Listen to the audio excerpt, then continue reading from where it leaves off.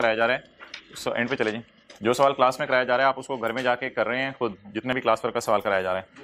अब से होमवर्क भी साथ साथ दिया जाएगा, लेकिन क्लास वर्क का सवाल होमवर्क के सवाल से भी ज़्यादा इंपॉर्टेंट है, इसलिए उसको ज़रूर आपने ट्राई करना है। फिर होमवर्क के सवाल में ऑब्वियसली आपको कम टाइम लगेगा। जी क्वेश्चन 3 इंटेंजिबल्स होमवर्क में दिया था।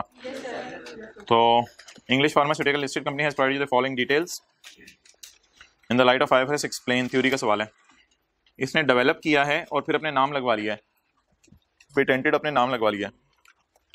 2 न्यू वैक्सीन्स, दो नई वैक्सीन्स हैं जिनको अपने नाम लगवाया, कोरोना और dinghy, A and B sorry, at a cost of rupees 160 million and 120 million respectively.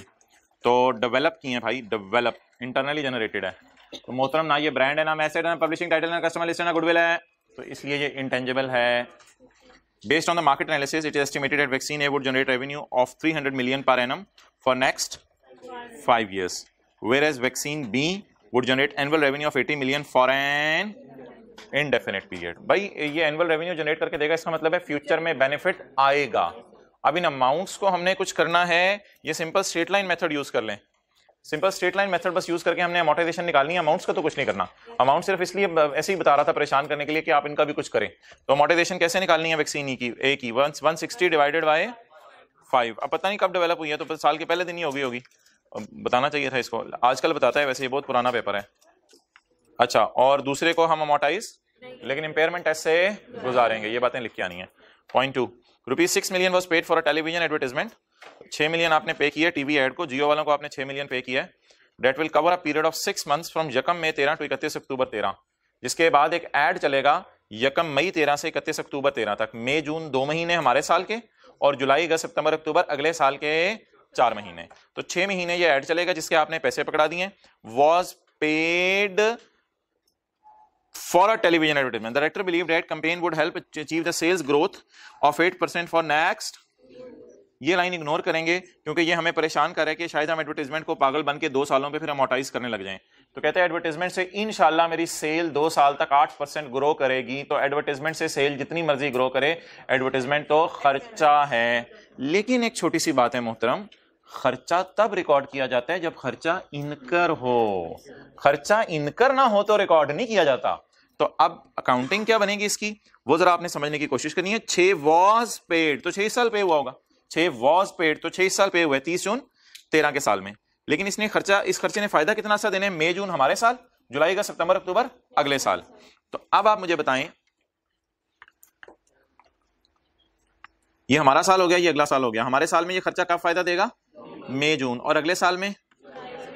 तो ये एड क्या 6 महीने तक चलता रहेगा? तो मुझे बताएं 2 महीने का खर्चा मैं रिकॉर्ड कर लूं या 6 महीने का? अगर दूसरे महीने के एंड के ऊपर जियो वाले हमें कहें हम आपका ऐड चलाना बंद कर देंगे, तो क्या हम उनसे पैसे वापस मांग सकते हैं? जी बिल्कुल, क्योंकि माहिदा क्या हुआ था, कितने महीने ऐड चलेगा, 6 महीने ऐड चलेगा। तो अब आप बता दें हमारे साल के अंदर 6 मिलियन की क्या एंट्री होगी। यकम मई को समझ लें हमारे साल के अंदर, हमारा साल कौन से 2013, हमारे साल में क्या एंट्री होगी? हमारे साल में एंट्री कर दें, आप ऐसे कर दें, प्रीपेड डेबिट और कैश क्रेडिट, कितना 6 का जो आपने पे किया। नहीं, सबर सबर सबर सबर सबर सबर सबर सबर सबर सबर सबर सबर सबर सबर नाइफ थले सा, सबर सबर सबर। ये हमारे साल में एंट्री करते हैं, प्रीपेड डेबिट कैश क्रेडिट, जैसे ही पैसे पे करें। और फिर मई और जून का महीना जब गुजरे तो 30 जून पे खड़े होके खर्चा बना लें 2 को और प्रीपेड को खत्म कर दें। इसके कॉन्सिक्वेंसेस क्या होंगे? P&L में जाएगा 2 और बैलेंस शीट में जाएगी प्रीपे में 4। बात सुनो फिर बात करना। तो एक्सपेंसेस में कितना जाएगा? 2 और बैलेंस शीट में 4। चलें जी, नोट कर लें, ये हमारे साल की एंट्रीज हैं। जी मोहतरम, एसी चला दो, कोई चला दे भाई एसी।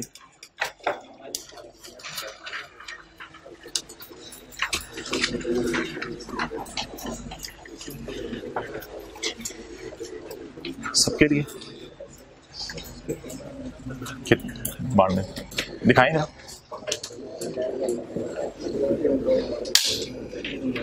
इसमें आज वाले भी साथ ही हैं। चलो बांट दो, 20-20, 15-15 कॉपीज रख दो बस अंदाजन। ओके, बस अंदाजे से 15 रख दो, आगे चलिए।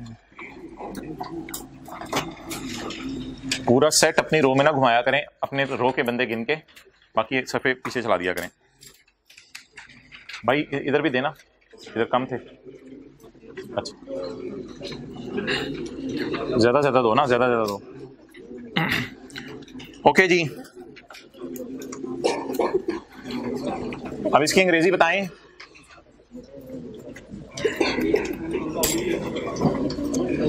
भाई इस रो में 3 और चाहिए, सेकंड रो में, थर्ड रो में भी 2 और चाहिए।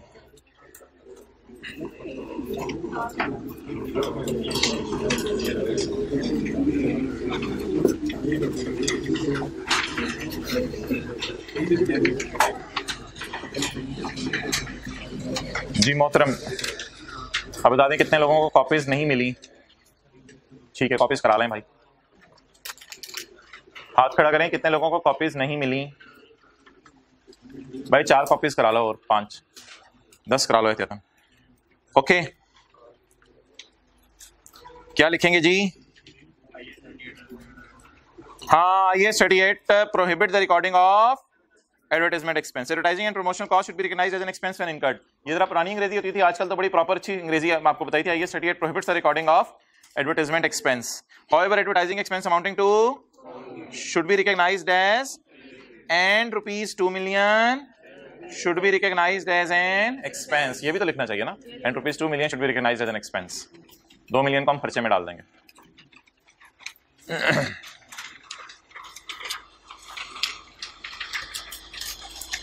और इधर भी अगला सवाल आसानी था, स्टाफ की ट्रेनिंग है। Prohibit the capitalisation, so it should be ना, so it should be charge to SOCI in the year it is incurred.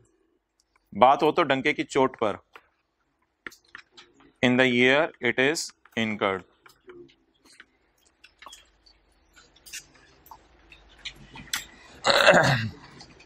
तो अगला सब पॉइंट वैसे ही आसान था, स्टाफ ट्रेनिंग थी, इसको खर्चे में डालना था।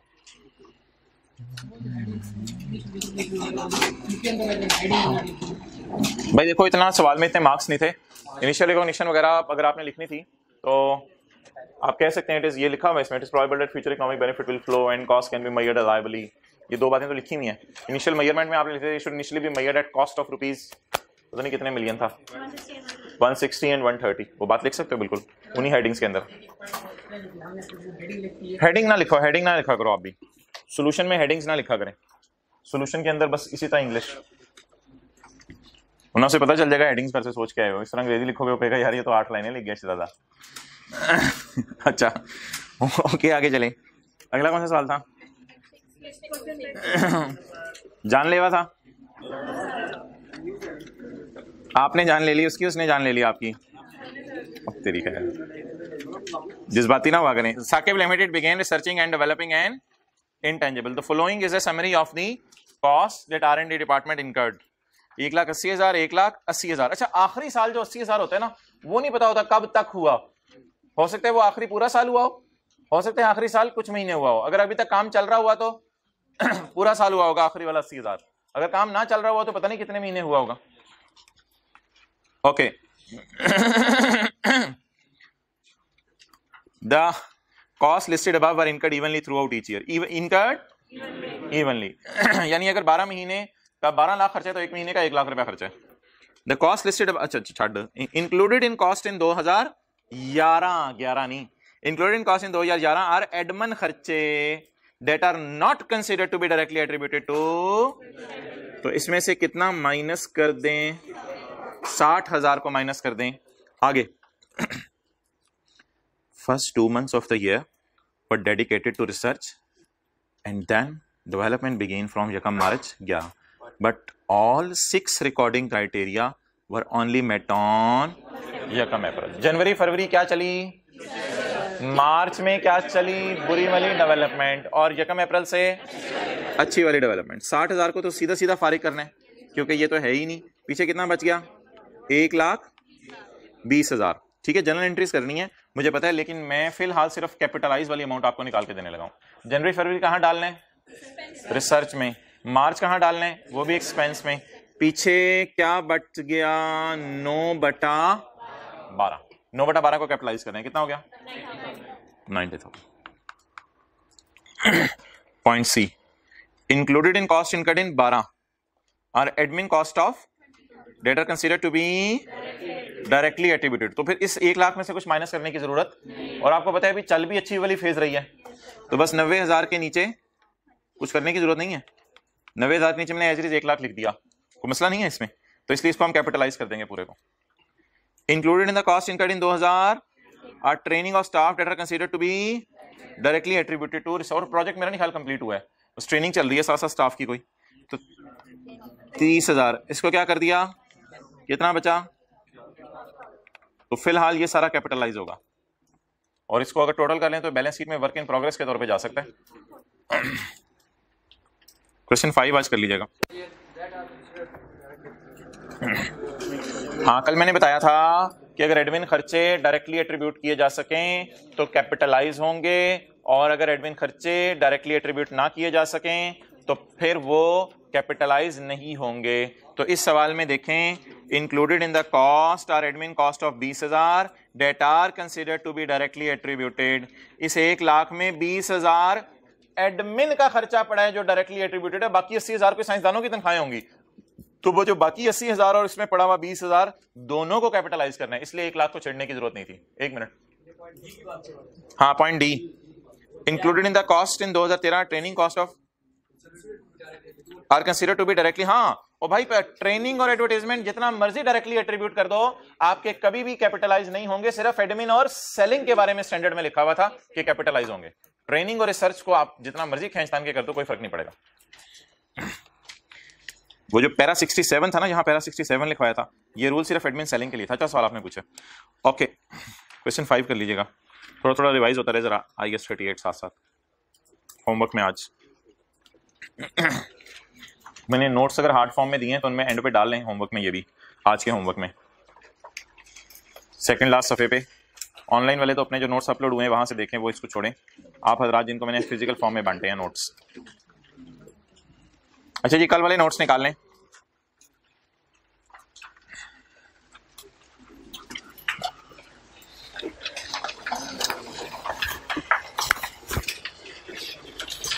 छोड़े मेरे साथ वाले को नहीं मिलना, आप लोग इधर आए बस।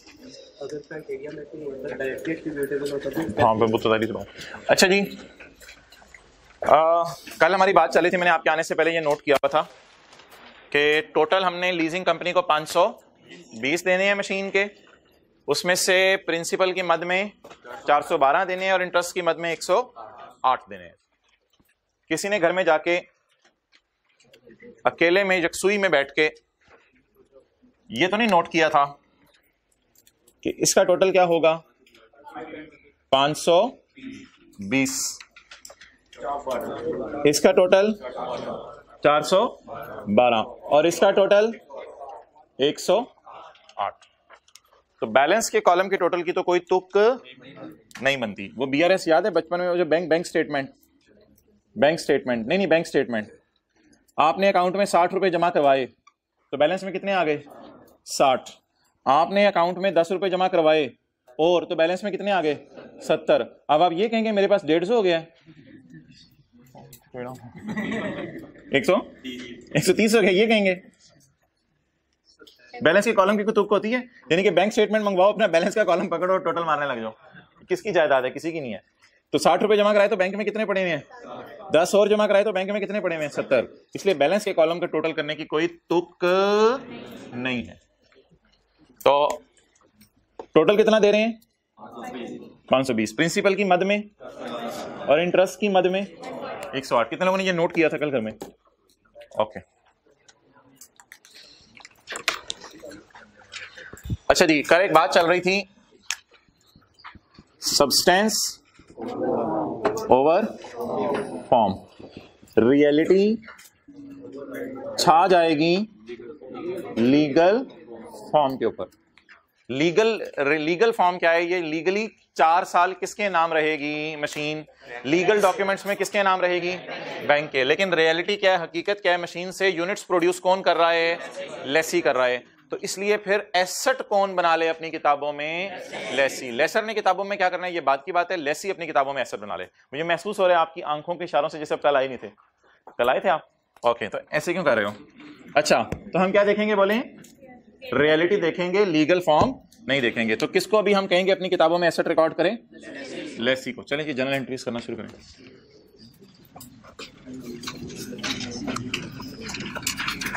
Journal entries. FR2 भी ऐसे बच्चे बैठे होते हैं, वो लिखते हैं जनरल एंट्रीज। और अभी भी कोई बच्चे पूछ रहे होंगे अच्छा फिर क्या लिखते हैं, मुझे तो यही पता था।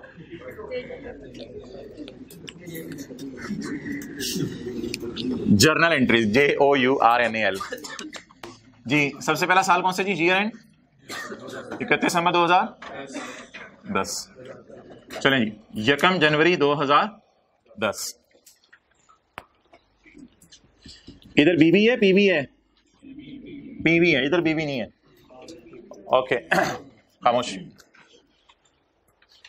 अच्छा जी नाउ एसेट उधार पे ले रहे हैं, पैसे उधार पे ले रहे हैं? किस्तों पे एसेट खरीद रहे हैं। अगर पैसे उधार पे लेते तो क्या एंट्री होती? Cash debit, loan credit. अभी पैसे उधार पे ले रहे हैं या एसेट उधार पे ले रहे हैं? एसेट उधार पे ले रहे हैं। इस एसेट को ना हम मशीन के नाम से रिकॉर्ड नहीं करते।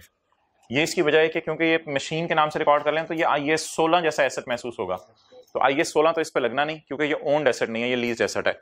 इसलिए इसके लिए हम लफ्ज यूज करते हैं राइट ऑफ यूज। ये होता एसेट ही है, इस्तेमाल करने का हक। ब्रैकेट में पहला दिन है ना आज, तो मशीन लिख लेते हैं। तो machine debit, machine debit. Lessee अपनी किताबों में रिकॉर्ड करेगा। लेसी की बुक्स में एंट्रीज हो रही हैं, प्लीज लेसी की बुक्स में एंट्रीज हो रही हैं। तो उधार लिया है या मशीन ली है?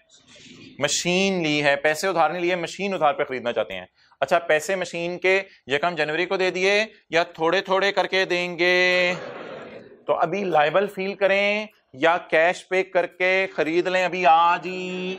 अगर आज कैश पे करें तो 412 की तो मिल नहीं रही है। आज कैश पे करें तो 412 की मिल नहीं रही है, लेकिन हमने आज पैसे नहीं दिए, पैसे थोड़े थोड़े करके देने हैं। तो मुझे बताएं लायबल जो है वो जैसे ही आप चीज खरीदते हैं तो लायबल आप उसके प्रिंसिपल के लिए करते हैं या लायबल उसके इंटरेस्ट के लिए करते हैं? दोनों के लिए करते हैं। अच्छा चलें ये जो आपने बोंगी मारी है इसको जरा थोड़ा सा समझने की कोशिश करें। मिसाल देता हूं आपको एक। आपने वापडा का मीटर लगवाया। वापडा का मीटर लगवाने के वक्त 20,000 30,000 रुपए को फीस जमा करानी होती है। जैसे ही मीटर लगवाया आप 30,000 की फीस के लिए लायबल फील करेंगे मीटर लगवाते ही, या अगले 50 सालों के बिल के लिए भी लायबल फील करेंगे? अगले 50 सालों के बिल के लिए क्यों नहीं लायबल फील करेंगे? अभी बिजली इस्तेमाल नहीं की। तो अब मेरे सवाल का जवाब दीजिएगा। जैसे ही आपने ये गाड़ी उधार पे ली तो उधार पे लेते ही आप लायबल अपने आप को 412 के लिए फील करेंगे लायबल अपने आप को, या इंटरेस्ट डाल के 520 के लिए लायबल फील करेंगे? तो जिस तरह बिजली का बिल वक्त गुजरने के साथ कंधों पे बोझ बनता है, इसी तरह लीज्ड एसेट का इंटरेस्ट कब हमारी लायबिलिटी बनेगा? अगर खुदा ना खास्ता हम ये लीज कैंसिल करवा लें तो हमें सिर्फ एसेट वापस करना पड़ेगा या 5 सालों का 4 सालों का इंटरेस्ट भी देना पड़ेगा?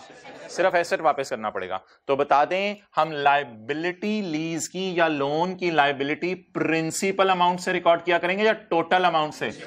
प्रिंसिपल को इधर हमने क्या कहा है? Present value. तो फिलहाल किसके लिए सिर्फ लायबल फील करें? प्रिंसिपल अमाउंट के लिए। साथ साथ फिर इंटरेस्ट का भी देखते रहेंगे।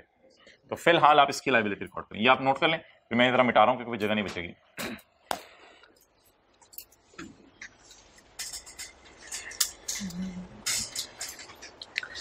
एंट्री बताएं 412 की। हम right of use, debit, lease liability, principal या प्रेजेंट वैल्यू?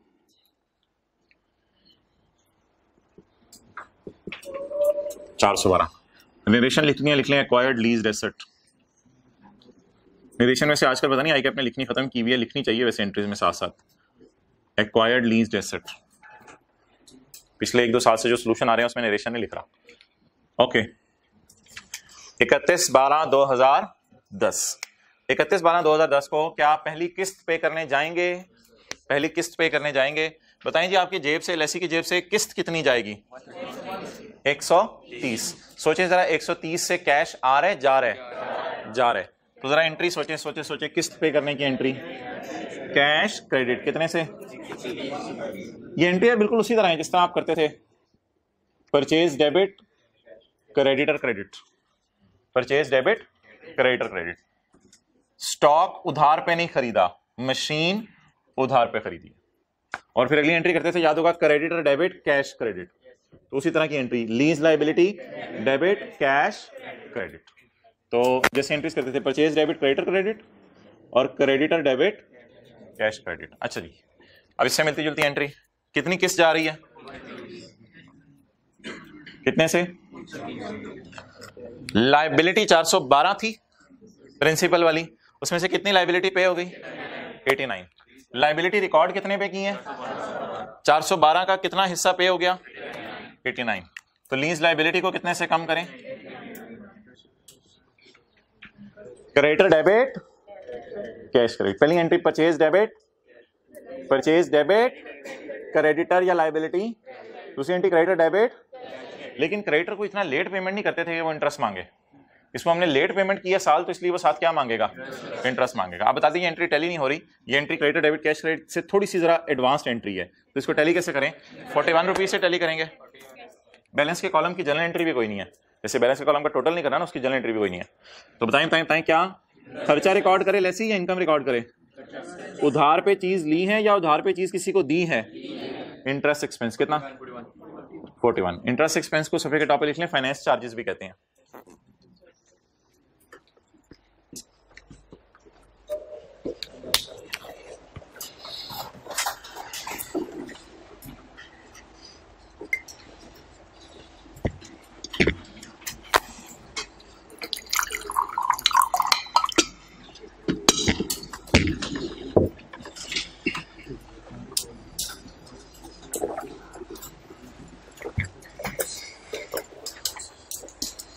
कल नहीं आए थे? अच्छा, अभी नहीं मिले। हाँ ठीक है, अभी भाई अभी सब्र कर लो। ओके, अच्छा भाई, अगला काम ये करना है कि मशीन आ रही है ना, तो मशीन को क्या करना पड़ेगा? डेप्रिशिएट करना पड़ेगा। मशीन को क्या करना पड़ेगा? अब आपने ये नहीं सोचना कि लीगल ओनरशिप तो किसके नाम है? बैंक के नाम है। तो बैंक क्या अकाउंटिंग कर रहा होगा वो भी हमने नहीं पढ़नी। फिलहाल हमने रियलिटी क्या देख ली है, कौन एसेट रिकॉर्ड करे? जो एसेट को एंजॉय कर रहा है। कौन एसेट एंजॉय कर रहे हैं? तो जब एसेट रिकॉर्ड कर रहे हैं तो फिर एसेट रिकॉर्ड करने वाला साथ क्या रिकॉर्ड करेगा? डेप्रिसिएशन। जहां भैंस होगी वहां दूध होगा, जहां मुर्गी होगी वहां अंडे होंगे, जहां मशीन आएगी वहां डेप्रिसिएशन आएगी, और जहां लायबिलिटी आएगी वहां इंटरेस्ट आएगा। बोले जो नहीं अच्छा छोड़ें आप। 31/12/2010 जनरल एंट्री बोले जी डेप्रिसिएशन की। डेप्रिसिएशन डेबिट जी, कितने सालों में लीज खत्म हो जानी है? 4 साल की लीज है। तो depreciation debit, accumulated depreciation credit. Machine कितने पे पड़ी हुई है? 412 पे, डिवाइडेड बाय 4, 103।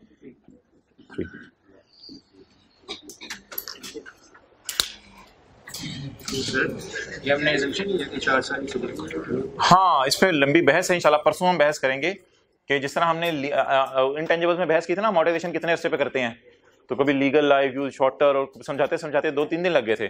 तो फिलहाल मैं इस बहस में नहीं जा रहा कि लेसी डेप्रिशिएट कितने अरसे पे करता है। फिलहाल सवाल में एक ही चीज गिवन है कि लीज कितने साल चलनी है? 4 साल। इधर भी कोई शॉर्टर के रूल है मेरे ख्याल से, लेकिन अभी सवालों को थोड़ा एडवांस होने तो फिर देखेंगे। तो कितने साल लीज चलनी है जी? 4 साल। तो हमने कितने साल पे डेप्रिशिएट कर दिया? 4 साल के ऊपर जी। एनी क्वेश्चन यहां तक? आगे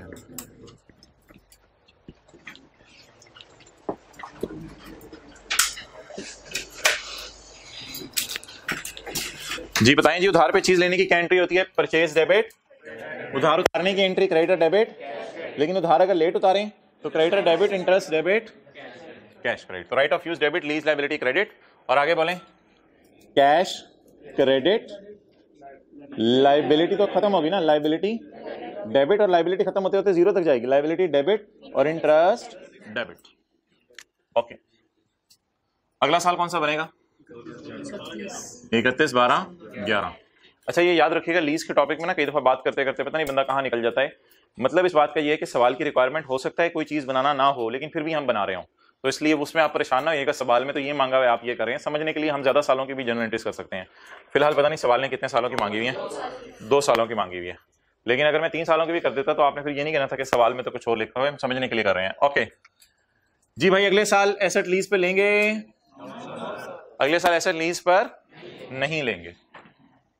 अच्छा अगली चीज बताएं, अगले साल किस्त पे होगी, किस दिन पे होगी? एंट्री बताएं। और या कैश क्रेडिट कितने से? जी ये लाइबिलिटी कितने पे क्रिएट की थी? 412 पे। 412 में से कितना पे हो गया? 98। तो लीज लाइबिलिटी जी 98 और इंटरेस्ट एक्सपेंस 32।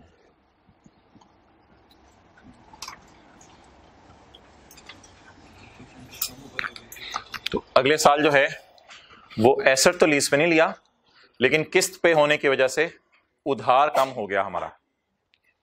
ओके क्या ये मशीन अगले साल चलाई भी होगी वैसे हमने? तो फिर मशीन डेप्रिशिएट भी होगी, जाहिर बात है, वैल्यू लूज की होगी। 31/12/11 depreciation debit, accumulated depreciation credit, straight line ही चले 103।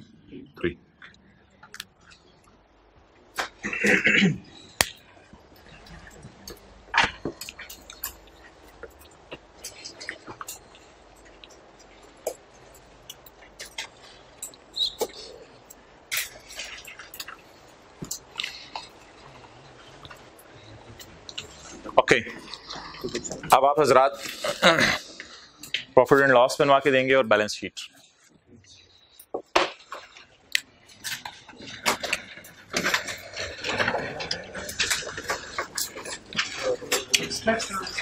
एक्सट्रैक्ट्स बनाने हैं, पूरी बैलेंस शीट तो नहीं बन सकेगी क्योंकि डेटर, क्रेडिटर, शेयर कैपिटल वगैरह, ऑर्गेनाइजेशन के कैश, बैंक का डाटा अवेलेबल नहीं है।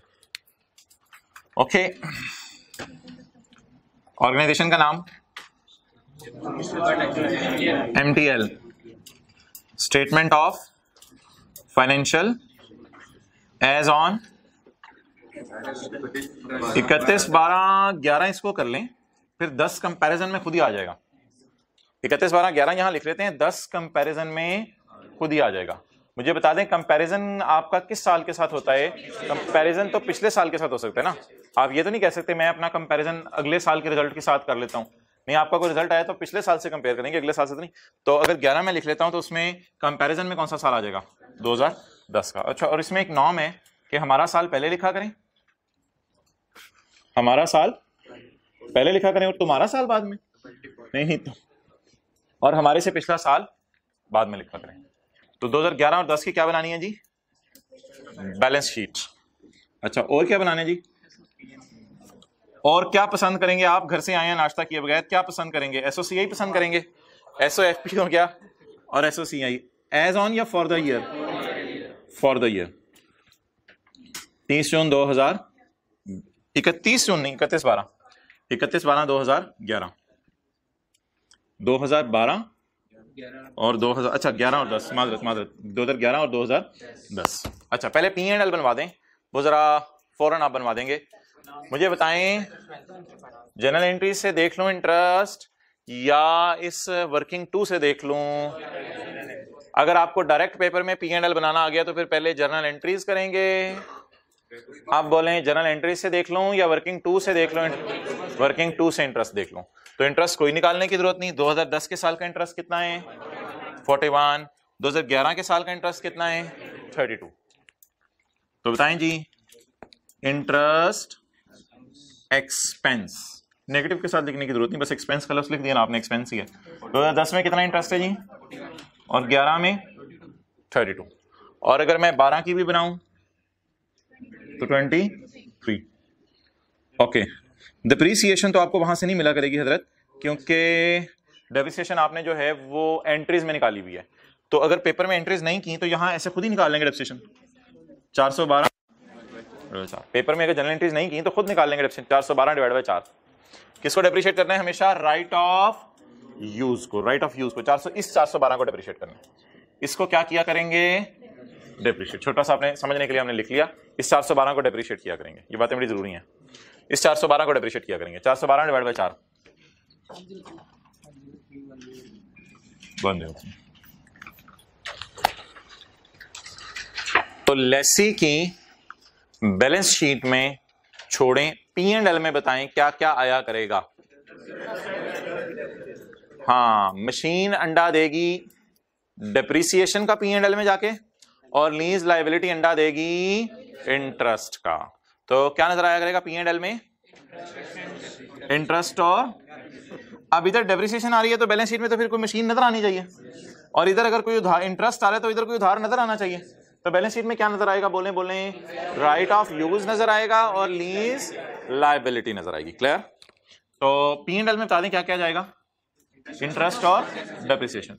बैलेंस शीट के अंदर जल्दी जल्दी बताएं। बैलेंस शीट के अंदर नॉन करंट एसेट्स,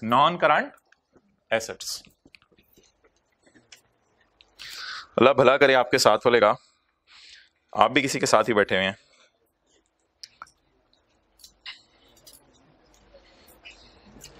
लो यार इधर कैमरा, ये डाउनलोड कर ली मैं आपने 2019 की पैकेजेस की फाइनेंशियल स्टेटमेंट डाउन खीर हो गई है तो अनबिलीवेबल। इसका पेज नंबर 170 खोला हुआ है मैंने,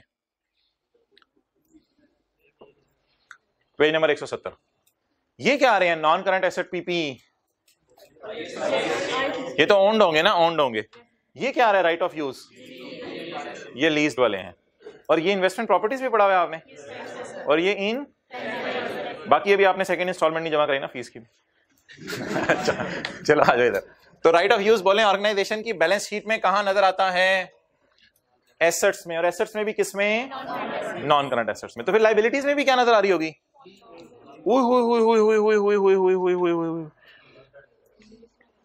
बैलेंस शीट में क्या नजर आ रही होंगी? लायबिलिटीज में। कौन सी लायबिलिटीज? और इनका कोई करंट पोर्शन भी नजर आ रहा होगा, current portion of non current liabilities. चलें ये भी बाद में बात करते हैं। अच्छा, तो बैलेंस शीट के फेस पे क्या नजर आ रहा है? बोले राइट ऑफ यूज नजर आ रहा है। पूरी बैलेंस शीट बना रहे हैं या सिर्फ उसके एक्सट्रैक्ट बना रहे हैं? तो फिलहाल नॉन करंट एसेट की हेडिंग देके क्या लिखने बोले राइट ऑफ यूज। अच्छा निकलवाएं जरा, कैसे निकलाएंगे पहले साल का? अब बीवी निकालनी पड़ेगी, बीवी नहीं छोड़ेगी, बीवी निकालनी पड़ेगी। बीवी निकालें 400 माइनस 103 309। ये वाला 412 माइनस ये वाला 103। एक अगर 2010 के एंड पे खड़े हैं तो अभी फिलहाल कितने साल डेप्रिशिएट हुए हैं? 1 साल। तो ये 309 कैसे निकला अगर किसी ने लिखना है? 400 माइनस 103। अच्छा अगले साल 400 दो तरीके से बता सकते हैं, आपको पता ही है। 412 माइनस 103 माइनस 103 या 309 माइनस 103, एक ही बात है। 412 माइनस 103 माइनस 103। तो अब हमारे खड़े होकर एसेट कितने साल डिप्रीशिएट हो गए? 2 साल जी। 206। जल्दी करें। नॉन करंट एसेट्स में नजर आएगा राइट ऑफ यूज, इस्तेमाल करने का हक।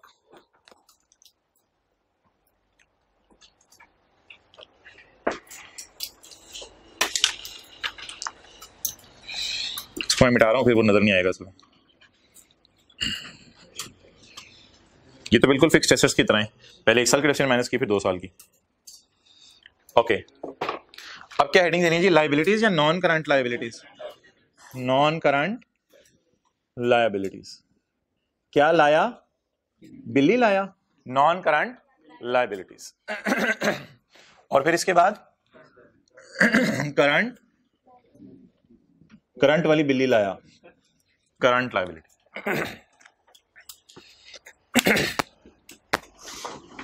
अच्छा जी, नहीं वो छोड़े। लीज खत्म होने के बाद हमारे एसेट का क्या बनेगा वो एंट्रीज हमारे सिलेबस में नहीं है, हमें सिर्फ लीज को चलाने की एंट्रीज हमारे सिलेबस में। अच्छा मुझे ये बताएं कि 31/12/2010 की रात को आपके ख्याल से कितनी लीज लायबिलिटी, याद रखिएगा प्रिंसिपल होता है। अभी इधर लिखा था लीज लायबिलिटी क्या होता है? प्रिंसिपल, प्रेजेंट वैल्यू या प्रिंसिपल। आप मुझे बता दें 31/12/10 की रात को खड़े होके कितनी लीज लायबिलिटी का बैलेंस है? कितना बैलेंस है लीज लायबिलिटी का 31/12/10 को? क्या आपने 31/12/10 की शाम 5 बजे तो बैंक में ये 130 की किस्त जमा करा दी होगी? 31 दिसंबर को शाम 5 बजे बैंक बंद होने से पहले पहले आपने 130 की किस्त जमा करवा दी होगी। जब आपने 130 की किस्त जमा करवाई होगी तो उसमें प्रिंसिपल की मद में कितना दिया?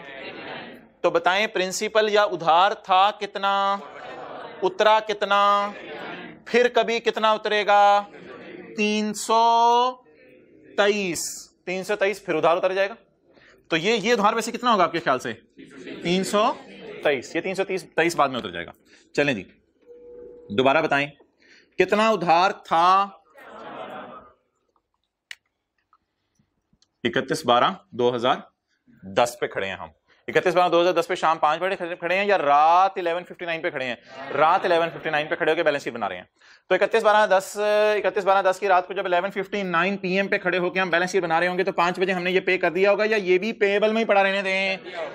पे कर दिया होगा। तो लिया कितना उधार, कितना पे कर दिया, कितना पे कर देंगे?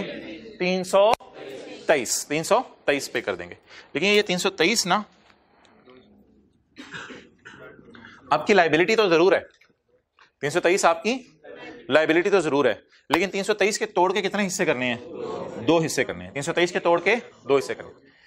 323 का कितना हिस्सा 1 साल के अंदर अंदर आप पे करने, फ्यूचर के 1 साल के अंदर अंदर? 323 का कितना हिस्सा 1 साल के अंदर अंदर पे कर देना है? 98। और 323 का कितना हिस्सा 1 साल बाद पे करना है? वो चाहे 2 साल बाद हो, 3 साल बाद हो, 4 साल बाद हो, 5 साल हो, 6 साल, 10 साल बाद, उससे कोई फर्क नहीं पड़ता, उससे कोई फर्क नहीं पड़ता। तो बताएं 323 का कितना हिस्सा, कितनावां हिस्सा आपने 1 साल के अंदर अंदर पे कर देना है, और कितनावां हिस्सा 1 साल के बाद पे करना है? 107 प्लस 118 टोटल करें जरा। 107। ओ ये फिगर इसके बराबर इत्तफाकन नहीं आ रही, ये आया करेगी हमेशा इसके बराबर, ये इसके बराबर आया करेगी। तो हमारी अब मेथोडोलॉजी क्या होगी? करंट पोर्शन की डेफिनेशन पता क्या होती है? करंट पोर्शन की होती है जो 1 साल के अंदर अंदर पे कर देना है, जो 1 साल के अंदर अंदर पे कर देना है, उसे क्या कहते हैं? Current portion. जैसे आप सीए की फीस देखें तो आप कहें यार 1 साल के अंदर अंदर मैंने 3 सब्जेक्ट जमा 3 सब्जेक्ट 6 महीने 6 सब्जेक्ट तो मैंने लेने हैं 1 साल के अंदर अंदर, तो 20,000 ज़रब 6 सब्जेक्ट 1,20,000 तो मैंने साल के अंदर अंदर पे करना है, और फिर दूसरे तीसरे चौथे 5वें सालों में बाकी पैसे पे करने हैं। तो what is the definition of current liability? Which is payable within 1 year. On which date I am standing? 31/12/10 की रात। तो 31/12/11 तक कितनी पेमेंट करनी है? ये तरीका हुआ करेगा। 31/12/11 तक कितनी पेमेंट करनी है? 98। और उसके बाद कितनी करनी है? 107 प्लस 118। क्लियर? अच्छा, अब हम किया ये करेंगे कि एक लेड पेंसिल से ना, सिक्के वाली पेंसिल से हम अपने की पेमेंट के नीचे लाइन लगा लिया करेंगे बैलेंस शीट बनाते हुए। बैलेंस शीट बनाते हुए अपने साल की पेमेंट के नीचे, जब हम अपने साल की पेमेंट के नीचे लाइन लगा लेंगे तो नीचे पेएबल पड़े होंगे। जब अपने साल की पेमेंट के नीचे लाइन लगा लेंगे तो नीचे पेएबल पड़े होंगे। हमारे साल की पेमेंट कौन सी है? हमारा साल कौन सा है? हमारा साल कौन सा है? 31/12/10। हमारे साल की पेमेंट कौन सी है? अगर इस पेमेंट के नीचे लाइन लगा दूं तो सारे नीचे क्या पड़े हैं? पेएबल। सारे नीचे क्या पड़े हैं? पेएबल। इसमें से बता दें 31/12/11 तक कितना पे करना है? इसको किसमें डाल दें? करंट में। ओके, इसको डाल दें करंट में। कितने भाईजान? कि भाईजान को किधर डालें? करंट में। और इन हजरात को नॉन करंट में डाल दें। और ऑब्वियसली या फिर आप इसको भी हाईलाइट कर सकते हैं। तो बता दें जी 1 साल के अंदर अंदर कितना पे करना है? Current portion of lease obligation या लीज लायबिलिटी। और इधर आपने लीज ऑब्लिगेशन या लीज लायबिलिटी ही लफ्ज लिखना है, इधर कोई मसला नहीं जी। What is current portion of lease liability? 1 साल के अंदर अंदर कितना पे करना है? 98। और इसके बाद 107 प्लस 118 बोले 225। ट्राई करें अगला साल।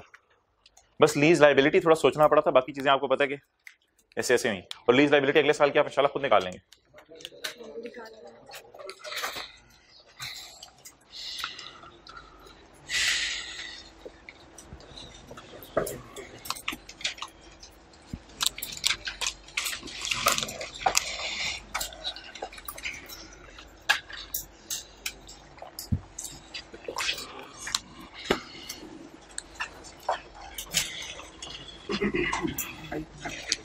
इधर आइएगा,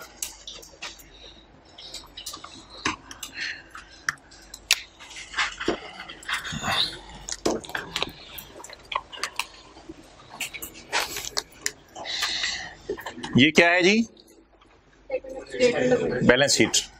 बैलेंस शीट में नॉन करंट एसेट्स में क्या आ रहा है जी? Right of use. और नॉन करंट लाइबिलिटीज में क्या आ रहा है? Lease liabilities. अच्छा, इसने कोई लोन वगैरह भी लिए हुए हैं और भी चीजें हैं। अच्छा, इसने नीचे ना current portion of non current liabilities ऐसे शो कर दिया। इसमें अलग से शायद हमें पता नहीं लीज का कितना है, लेकिन करंट पोर्शन आपको पता है होता है। और अब आप नोट कर रहे हैं ऊपर क्या लफ्ज लिखा हुआ है, नीचे क्या लफ्ज लिखा हुआ है? ऊपर नॉन करंट का लफ्ज नहीं लिखा हुआ, लेकिन नीचे लफ्ज लिखा हुआ है दोबारा, current portion of non current liability. लेकिन हम क्या लिखेंगे? Current portion of lease liabilities. तो बैलेंस शीट में एक तो राइट ऑफ यूज नजर आ गया एसेट्स में, और लाइबिलिटी साइड पे क्या नजर आ गया? लीज लाइबिलिटी और current portion of lease liability. अच्छा जी, अब क्या करना है? अब आप ये जरा उर्दू में सफे के टॉप पे रजिस्टर पे लिख लें। बैलेंस शीट में लीज लाइबिलिटी लिखते हुए, बैलेंस शीट में लीज लाइबिलिटी लिखते हुए हमारे साल की पेमेंट के नीचे लाइन लगाएंगे। सफे के टॉप पे लिखें, बैलेंस शीट में लीज लाइबिलिटी लिखते हुए, बैलेंस शीट में लीज लाइबिलिटी लिखते हुए, हिंट क्या है? बैलेंस शीट में लीज लाइबिलिटी लिखते हुए हमारे साल की पेमेंट के नीचे लाइन लगाएंगे। बैलेंस शीट में लीज लाइबिलिटी लिखते हुए हमारे साल की पेमेंट के नीचे लाइन लगाएंगे।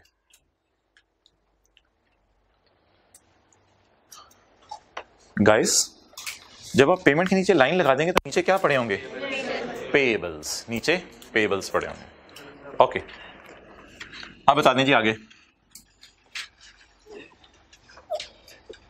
ये लेड पेंसिल होगी और आप इसको रबड़ से मिटा देंगे। ये रबड़ है, नेचुरल रबड़। अच्छा, अब आप बता दें हमारा साल कौन सा है?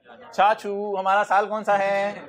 31/12/11। हमारे साल की पेमेंट के नीचे लाइन शरीफ लगा दें। आप बता दें 31/12/11 के लिए करंट कौन सा है? 1 ईयर नहीं, 31/12/12 तक। ये बोला करें 31/12/11 के लिए करंट साल कौन सा है? 31/12/12 तक। तो 31/12/12 तक कितना पे करना है? 107। और उसके बाद अगले सालों में कितना पे करना है? 118। और पता नहीं कितने साल, जितने मर्जी साल हो, अगले साल भी तो हो सकते हैं ना, सारे साल। ये कौन सा पोर्शन हो गया? Non current. बोलें जी, एक साल के अंदर अंदर कितना पे करने? 107। और एक साल के बाद और आगे सारे सालों में 118।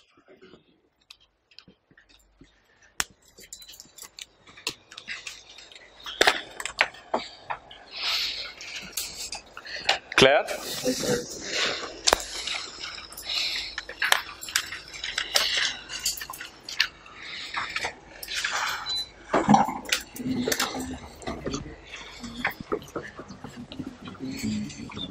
मज गिव दूध, मुर्गा नहीं, मुर्गी, मुर्गा, मुर्गी गिव अंडे। तो लीज लाइबिलिटी है, तो लाइबिलिटी अगर पे ना करें तो क्या पे करना पड़ता है फिर? इंटरेस्ट। और मशीन क्या हो रही है? डेप्रिशिएट हो रही है। तो आप बता दें लेसी की बैलेंस शीट में क्या क्या जाया करेगा? वहां से भी आपको देख लिया क्या क्या जाया करेगा? राइट ऑफ यूज और lease liability. Current non current में इसको तोड़ेंगे। और प्रॉफिट एंड लॉस में क्या जाएगा?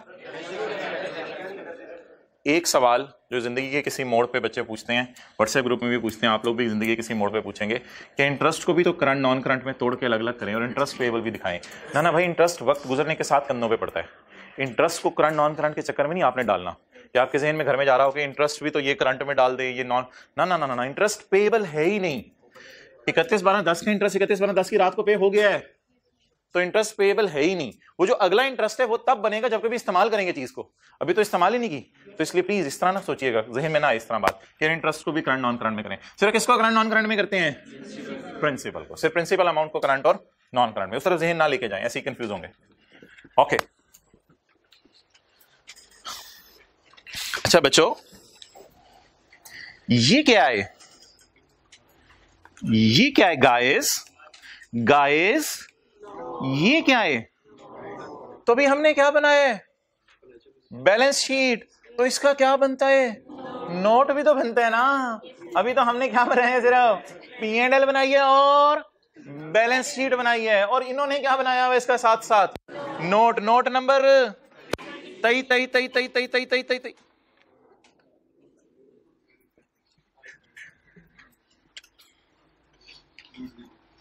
ओए यार सही है, जंप तई तई तई तई। ये राइट ऑफ यूज का देखने आए, लीज लायबिलिटी का नोट।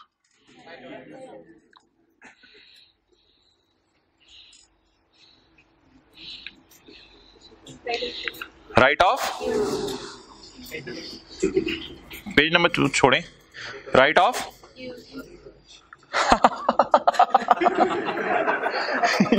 ये तो वापस आ जाए। ये तो IAS 16 वाला ही नोट हो गया ना, कॉस्ट, एडिशन, डिस्पोजल और क्लोजिंग कॉस्ट, अकोमोडेशन, ओपनिंग। लेकिन इसने थोड़ा सा ऐसे बनाया हुआ है, हम थोड़ा सा ऐसे बना देते हैं। तो IAS 16 जैसा नोट ही मांगा हुआ है, या IAS 38 जैसा। तो IAS 38 जैसा नोट मांगा हुआ है किसका? राइट ऑफ यूज का। तो अब राइट ऑफ यूज का नोट बना लेते हैं। अबू मैं आज एक और नोट बनाना सीख के आया हूं, पुत्र बना। ओके, अब नोट सवाल की रिक्वायरमेंट नहीं है, लेकिन हम ऐसे डीप डाउन जाके इंडल्ज हो गए सवाल के अंदर कि हमें कुछ पता ही नहीं कि हम बनाते बनाते नोट भी बनाए। चलें जी, नोट्स MTL आप खुद ही बना दें, इसमें क्या मैंने क्या बनाना है। MTL note to the financial statements. इसके साथ क्या लिखते हैं यार? इसके साथ ना फॉर द ईयर लिखते हैं, नोट के साथ हमेशा फॉर द ईयर एंडेड, क्योंकि एज ऑन नोट आपको पता है ना, हम लोगों को नहीं बताते कितने। अच्छा, फॉर द ईयर एंडेड 31/12/11। अच्छा, हमारे पास एक से ज्यादा एसेट है या एक ही एसेट है? एक ही एसेट है, तो उसी का नोट बना देते हैं। बोलेंगे नोट, नोट नंबर 22 था, उधर 22 हम भी इधर कर देते हैं, 23 था। चलो नोट नंबर 23। हाय यार, लेवल चेक करो हमारा, नोट 23। हमारा भी वो वाला लेवल हो सकता है ना, ऊपर नोट लिख के इधर 23 डाल दें। अच्छा जी, वापस आ जाएं। राइट ऑफ यूज, नोट का नाम राइट ऑफ यूज, और वही हेडिंग्स क्या चीज? Gross carrying amount. बताएं जी इसमें क्या क्या आता है? ओपनिंग नहीं, डिस्पोजल वगैरह तो कोई नहीं है, क्लोजिंग। और इधर क्या लिखें जी? नहीं, अमोर्टाइजेशन नहीं, अकोमोलेटेड चढ़ी हुई अभी तक IAS 38। Okay, opening, depreciation, closing, और एंड पे बीवी नहीं भूलनी, एंड पे बुक वैल्यू। वो बुक वैल्यू से मैच करेगी ना 206 और 309 से जी। 2000 कौन सा? 2011 और 2010। तो सोच के बताएं, ये एसेट लीज पे लिया कब है? 1 जनवरी 10 को। तो 31/12/9 की रात पड़ा होगा। सोचें यार, सोचें, 31/12/9 की रात पड़ा होगा? नहीं पड़ा होगा। तो 31/12/9 की रात नहीं पड़ा होगा, तो 2010 के शुरू में भी ये नहीं पड़ा होगा, बल्कि 1 जनवरी 10 को सुबह 9 बजे जब बैंक खुला होगा तब जाके लीज पे लिया होगा। ट्राई टू अंडरस्टैंड ना, ये परेशान क्यों हो रहे हैं? मैं मिटा देता हूं। ये कौन सा साल है? ये क्या तारीख है? असल में ये 1 जनवरी 10 नहीं होती, ये 31/12/9 का कैरी डाउन इधर आता है। 31/12/9 को तो ये एसेट ही नहीं था, तो ये 10 से मुराद होता है 1 जनवरी 9। एडिशंस हुई हैं, बिल्कुल हुई हैं। कितने की हुई हैं? 412। और क्लोजिंग 412। अच्छा जी, एक साल का डिफरेंस याद है जबानी? 103। उधर से कुछ नहीं देखना। एक साल वो जो राइट ऑफ यूज डेबिट किया था ना, वो ये वाला है जी। कितनी आ गई? तो 412 माइनस 103, 300। अच्छा, अब आपको पता चल रहा है फाइनेंशियल स्टेटमेंट्स में हम यूजर्स को कितना कंफर्टेबल कर रहे होते हैं कि ये आपको पता है, ये बैलेंस शीट के फेस पे नजर आ रहा था। ये थोड़ा सा इंडल्ज हो ना साथ, अभी थोड़ी देर पहले ये वाली फिगर्स कहां नजर आ रही थी? बैलेंस शीट के। अब हम नोट में गए 23, तो इस 309 की कहानी पता चल गई सारी। तो इट इज हाउ यूजर्स को हम फैसिलिटेट करते हैं, एक एक चीज समझाते हैं। अब अगला साल का खुद ही बना लें, 2011 का।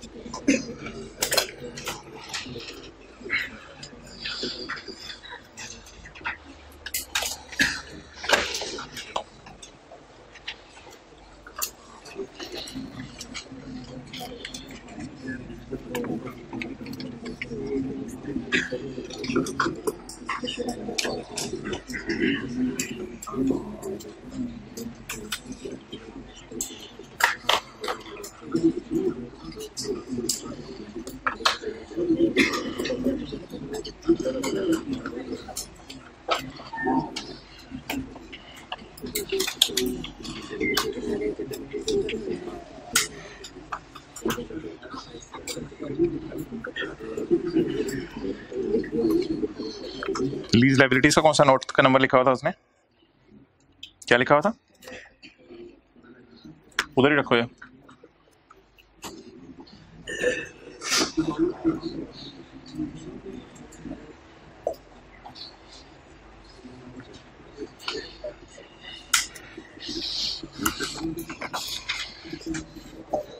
ओके,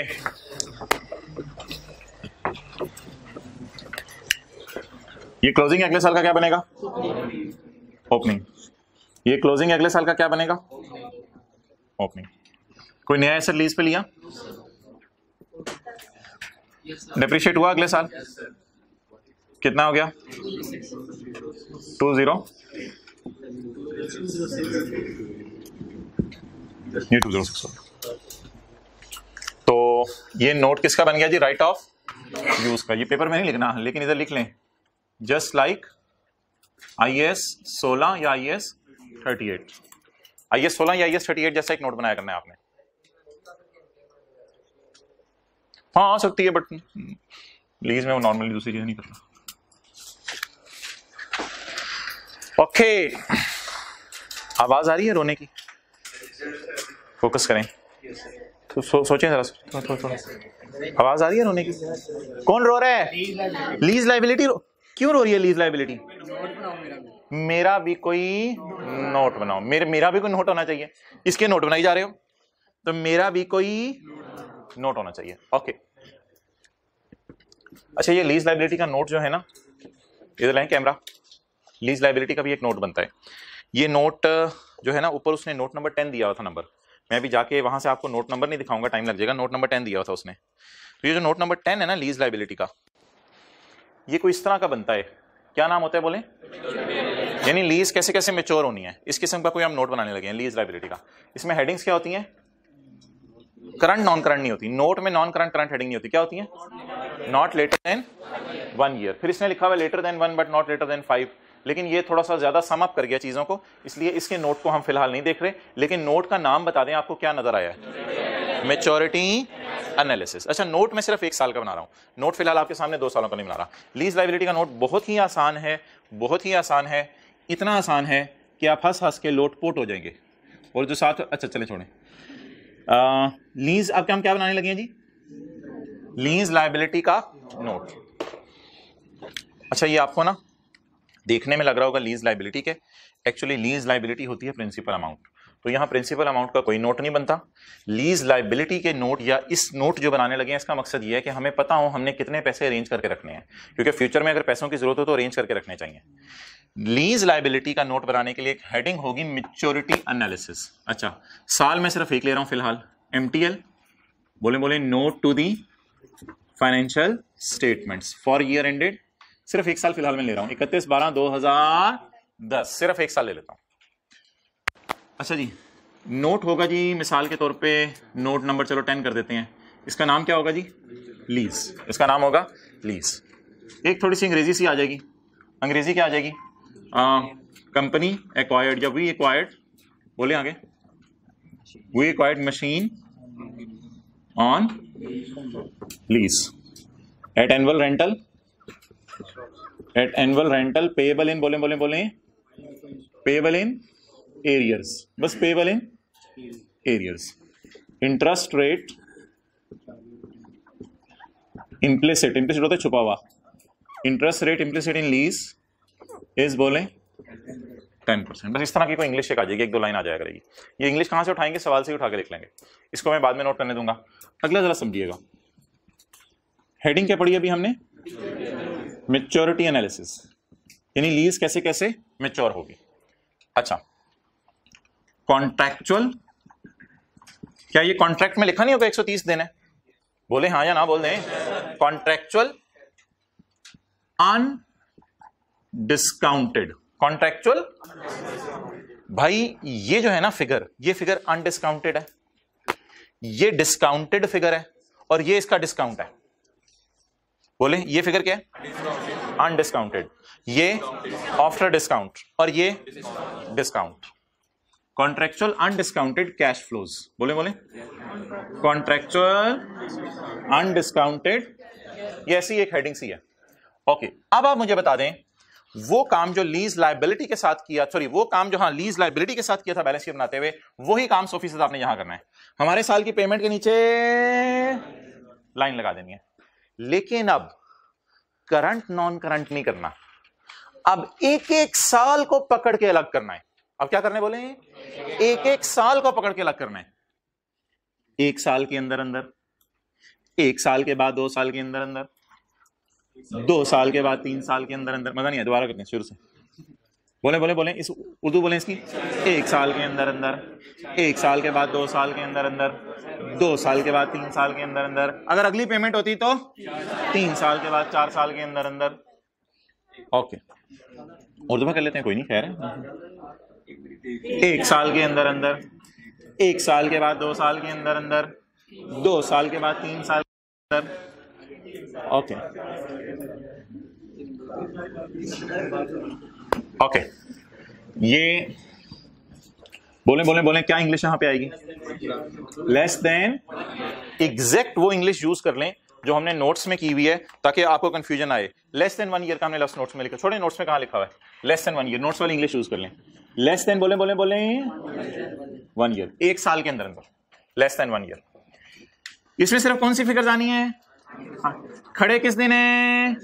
31/12/2 को, 31/12/10 को। एक तो पेमेंट हो गई है ना, अब बकाया पेमेंट्स लीज लायबिलिटी की कितनी रह गई हैं? 1, 2 और 3। 1 साल के अंदर अंदर कितना? 130। अच्छा, अब इधर पता है क्या आता है? इधर आती है English, later than 1 year but not later than 2 years. लेकिन आईकैप ने अपनी किताब में, अल्लाह भला करे, आसान कर दिया हुआ है काम, यहां लिख दिया हुआ है 1 to 2 ईयर्स। हालांकि ये इंग्लिश इतनी अच्छी नहीं है, इससे बात समझ नहीं आती, लेकिन वो जो उर्दू वाली बात थी वो ज्यादा अच्छी थी हमारी। तो उर्दू वाली बात जहन में होनी चाहिए, लिखते हुए इंग्लिश आसान वाली लिखते हैं, कोई मसला नहीं।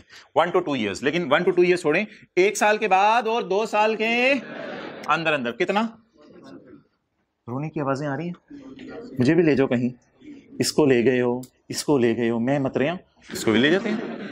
छू छू बोले गाइस, छू छू छू छू 3 ईयर्स, 2 to 3 ईयर्स। कितना हो गया जी? 1। अच्छा, आपके समझने के लिए आगे चल रहा हूं, लेकिन ये पेपर पॉइंट ऑफ व्यू से अभी इंपॉर्टेंट नहीं है। 3 to, कोई नहीं है, कुछ ज्यादा 520 ना लिख दे खुदा के लिए। 4 to 5 ईयर्स, कितना? अब 4 to 5 में बस है। अब अगर आप बहुत ही ज्यादा लंबी लीज है, कोई 20 साल की, तो आप तो यही फिर लाइनिंग मारते रहेंगे और आप इंजॉय करते रहेंगे। 12 साल के बाद 13 साल के अंदर अंदर, 13 साल के बाद 14 साल के अंदर। तो पागल स्टैंडर्ड कहते हैं छोड़ यार, इसको लिख दो लेटर देन 5 ईयर्स, बस इन सबको इकट्ठे कर देना है। वो फिर अगर एक से ज्यादा भी पेमेंट्स हुई, मिसाल दे रहा हूं, तो उनको क्या कर देंगे? इकट्ठा कर देंगे। ऐसा भी कुछ सवाल मैं आपको बता दूंगा, लेटर देन 5 ईयर्स। तो फॉर्मेट तो पूरा बना लें, कोई हर्ज नहीं, फॉर्मेट पूरा बना लें, लेकिन पेपर पॉइंट ऑफ व्यू से ये इन 3 पे रोक देना एनफ था। लेकिन आज पहली क्लास है तो फॉर्मेट पूरा बना लें। 3, इससे पता क्या चलेगा और इसका मकसद बताएं क्या है? जल्दी जल्दी 130 अरेंज करके रखें, बाकी 130 भी अरेंज करना शुरू कर दें, वो भी जरूरत पड़ेगी, लेकिन ये वाला 130 आराम से ही जरा जरूरत पड़ेगी। तो अपने आप को तसल्ली देने के लिए वालिद साहब लिख लेते हैं किसी सफे के ऊपर अकेले में जाके कि बेटे ने अगले 6 महीने में इतने पैसे मांगने हैं, उसे अगले 6 महीने में इतने पैसे मांगने में, अभी से उसके मुताबिक प्लानिंग करने लग जाऊं, ठीक है। और छोटा भी बड़ा हो गया, उन्होंने भी मेडिकल कॉलेज से कराने थे, तो ये प्लानिंग सारे वालिदैन कर रहे होते हैं, मेच्योरिटी एनालिसिस के, किस किस बच्चे पे कब कब कौन कौन सा खर्चा आना है। चलें जी, नोट कर लें। इधर लाओ कैमरा, ये देखें कंजूस अवाम, नॉट लेटर देन 1 to 5। इन्होंने एंजॉय नहीं किया, इन्होंने 1 to 5 सारा इकट्ठा कर दिया। इसकी भी इजाजत है, लेकिन हम एक एक साल अलग अलग किया करेंगे, हम एक एक साल अलग अलग किया करेंगे, क्योंकि मजा आता है ना। क्या 1 साल के अंदर अंदर, 1 साल के बाद 2 साल के अंदर अंदर, 2 साल के बाद 3 साल के अंदर अंदर, सवाल खत्म हो गया।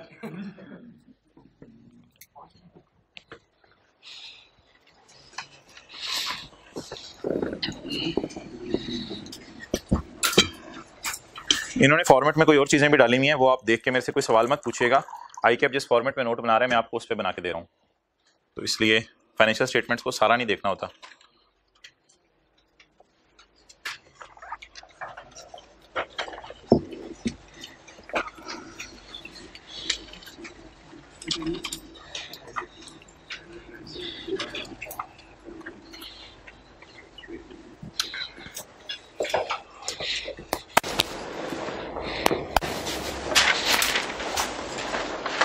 चलें जी, आपके पास सामने लीज की प्रेजेंटेशन सारी फाइनेंशियल स्टेटमेंट्स में नजर आ गई सिवाय कैश फ्लो के, कि कैश फ्लो में लीज कहाँ शो होती है, उसको छोड़ें, वो हमारे स्कोप में नहीं फिलहाल। कैश फ्लो में लीज कहाँ शो होती है, लेकिन P&L में लीज कहाँ शो होती है ये भी पता चल गया। बैलेंस शीट में लीज कहाँ शो होती है ये भी पता चल गया। नोट अनलकीली दो बनते हैं इधर, एक नोट कौन सा और दूसरा नोट। लेकिन माजरत के साथ एक बात कर रहा हूं, हमारी किताब में जितने सोल्यूशन होंगे उनमें मैंने ये वाला नोट कंजूसी की वजह से नहीं बनाया, ये वाला नोट, क्योंकि ये आपको बनाना आता है। तो अनलकीली किताब में जब भी नोट मांगा जाएगा, पेपर में आप ये दोनों बनाएंगे, पेपर में आप दोनों बनाएंगे, अनलकीली किताब में जहां भी नोट मांगा जाएगा आप सॉल्यूशंस में देखेंगे सर कौन सा नोट बना होगा, मैच्योरिटी एनालिसिस, क्योंकि ये ऐसा है आपके लिए नई चीज़ है जिसकी आपको रिवीजन चाहिए। लेकिन किताब में जरा कंजूसी की है मैंने, तो ये वाला नोट नहीं बनाया जगह जगह। तो बता दें जी लेसी, अब जरा चीज़ें ज़बानी याद करें, लेसी की बैलेंस शीट में क्या क्या आता है बगैर देखे बताएं, राइट ऑफ यूज और लीज लायबिलिटी, और हमने अपने याद रखने के लिए रखा हुआ है कि राइट ऑफ यूज उधर जाके डेप्रिसिएशन देता है और लीज लायबिलिटी जाके इंटरेस्ट देती है। अच्छा, नोट कितने बनने हैं, दो, नंबर 1 और नंबर 2। लीज लायबिलिटी का नोट नहीं होता असल में, number 2 maturity analysis. Right of use का तो उसी तरह का नोट बना है। मैच्योरिटी एनालिसिस जरा बता दें क्या बनेगा। मैच्योरिटी एनालिसिस के लिए भी एक बात लिख लें जो बड़ी इंपॉर्टेंट है। मैच्योरिटी एनालिसिस बनाते हुए भी हमारे साल की पेमेंट के नीचे लाइन लगा दें, ये बात लिखी थी ना अभी लीज लायबिलिटी के लिए भी, तो लिखें मैच्योरिटी एनालिसिस बनाते हुए भी हमारे साल की पेमेंट के नीचे, तो नीचे पेएबल पड़े होंगे ना, फिर तो पता चल जाएगा लीज ने कैसे मैच्योर होने। मैच्योरिटी एनालिसिस बनाते हुए भी हमारे साल की पेमेंट के नीचे लाइन लगा दें।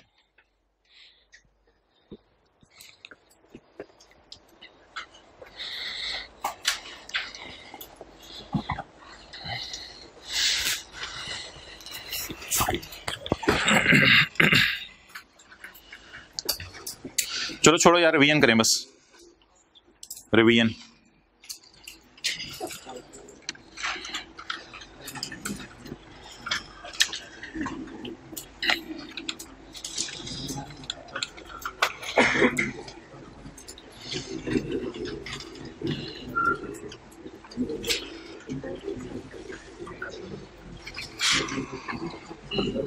खुद रखो कैमरा थोड़ी देर यार।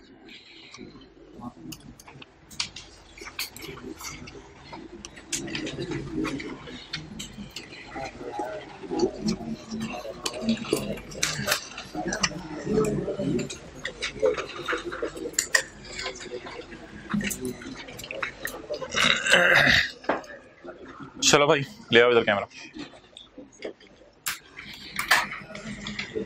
उत्तरी है भाई, ये कैप 7 ही चली जा रहा है यार, ये तो काफी दिनों से नहीं देखा मैंने। अच्छा भाई, सबसे पहले हमने डिस्कस किया था IAS 38 का होमवर्क, फिर उसके बाद हमने डिस्कस किया है, आप डिस्कस्ड फॉलोइंग क्वेश्चंस, इनकी तरफ आ जाएं जी। तो एक सवाल है, कैलकुलेटर आप पकड़ लें, ये मैंने अमोर्टाइजेशन शेड्यूल या व्हाइट बोर्ड नहीं बनाना, बस आपकी इधर ही बैठे बैठे रिवीजन करानी है। तो आज के नोट्स में सवाल है अली, अच्छा ये ना मैंने क्वेश्चन 2 लिखा है, इसको क्वेश्चन 2 जब किताब इंशाल्लाह आपके पास आ जाएगी ना, तो लेक्चर नोट्स वाला जब आप चैप्टर खोलेंगे ना, तो उसमें ये क्वेश्चन 2 आपको मिल जाएगा, तो इसलिए ये किताब में अवेलेबल होगा सवाल। अच्छा अभी तो आज जानी है, तो जाने वाले पता नहीं कब आते हैं। Okay, lease was signed on 1 January 2011 for 5 years। ये ऑनलाइन वाले बच्चे जो है ना, इन्होंने ये सवाल नहीं पूछना कि सिलेबस में कितने टॉपिक हैं, कौन सा टॉपिक किस दिन खत्म होना है, फलां टॉपिक कब शुरू होने, प्लीज़ ये वाले सवाल जो है ना मत पूछा करें। इंशाल्लाह कोशिश होगी कि आपको 3-4 फरवरी तक फारिग कर दिया जाए। ओके, क्वेश्चन 2, मुझे भी पता है कितने जनवरी आप बोलना चाह रहे हैं, चुप कर जाए। अ लीज वाज साइंड ऑन 1 जनवरी 2011, एक लीज साइन हुई किस दिन, 1 जनवरी 11 को, for annual rental are ₹10,000 payable in arrear. चलें जी जल्दी से प्रेजेंट वैल्यू निकालें, टेल टू लेटर पकड़ें, जल्दी से प्रेजेंट वैल्यू निकालें। इंटरेस्ट रेट 16% है। हाँ इत्तेफाकन फेयर वैल्यू भी वही है, वो बात छोड़िए, अभी फेयर वैल्यू भी इत्तफाकन वही आ रही है। चलें जी, प्रेजेंट वैल्यू कैसे निकलेगी हजरात? 10,000 कितनी दफा आने हैं? 5 दफा। 10,000 into 1 minus 1.16 raise to power -5 divided by 0.16। जी जवाब क्या आ गया? कैलकुलेटर पे किस किसने निकाला है? Okay good. चलें जी, अमोर्टाइजेशन शेड्यूल मैंने इसलिए बना के लाया हूँ घर से, और किताब में भी बना होगा, ताकि हम सिर्फ अपनी डिस्कशन किस पे रखें। मैं सिर्फ 2 चीज़ें अब आपसे पूछनी है। मैंने एक तो बैलेंस शीट आपसे बनवानी है, और दूसरा मैंने मैच्योरिटी एनालिसिस बनवाना है। सारी चीज़ें नहीं आपसे बनवानी इसकी। अमोर्टाइजेशन शेड्यूल कहाँ से शुरू होगा? 32743 से। लीज किस दिन शुरू हो रही है? ये काम जनवरी 11 को। पहली किस्त बोले, दूसरी किस्त, तीसरी किस्त, चौथी किस्त, 5वीं किस्त, और चलते चलते 0 आ जाएगा। ये शेड्यूल तो बनाना आता है ना? कैसे शेड्यूल बनता है? 32743 पे 1-2 साल जरा कर लें। 32743 पे लगाएं 16%। लगाएं कैलकुलेटर पकड़ें। 5239। अब कैलकुलेटर पकड़ें, 10,000 में से माइनस करें 5239, 4761। 32743 में से 4761 माइनस करें 27982। क्लियर? अच्छा मुझे ये तो बता दें आप, शायद आपने लिख भी लिया हो, एलपी क्या है, पीवी ऑफ एलपी क्या है, और इंटरेस्ट कितना है? एलपी बताएं। 10,000 इंटू 5, 50,000 टोटल देने हैं हमने बैंक को प्रिंसिपल की मद में, और टोटल इंटरेस्ट रिमेनिंग तो मैनू भी पता ना, कड्डो बाहर 17257। क्लियर? ये कितना है? 50,000। ये 32, और ये ऑनलाइन वाले पास करके अमोर्टाइजेशन शेड्यूल बना लें अपने रजिस्टर पे। कितना है जी बोलें? आपके पास सफा बांटेस में पड़ा हुआ है 17257। क्लियर? अब हजरात सिर्फ एक छोटा सा काम करना है आपने। 31/12/11 की बैलेंस शीट लीज लायबिलिटी सिर्फ शो कर दें मुझे। 1 मिनट दे रहा हूं। 31/12/11 की बैलेंस शीट में लीज लायबिलिटी, जल्दी करें। वो एक तारीखी फिक्रा पढ़ लें जो आपने मादरी जबान में लिखा था। लाइन लगा दें। लो जी लाइन लगा दी यार।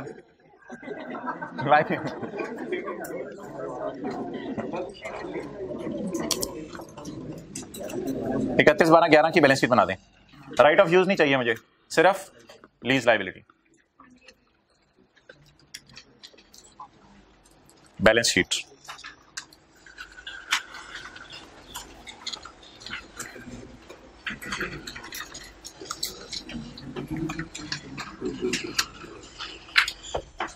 फिजिकल के अपने फायदे हैं, ऑनलाइन के अपने फायदे हैं। फिजिकल वाले भी व्हाइट बोर्ड को देख रहे हैं, ऑनलाइन वाले व्हाइट बोर्ड को देख नहीं सकते बनाते हुए। फिजिकल वाले लेट हो जाए तो परेशान हो जाते हैं, ऑनलाइन वाले लेट होने की परेशानी कोई नहीं।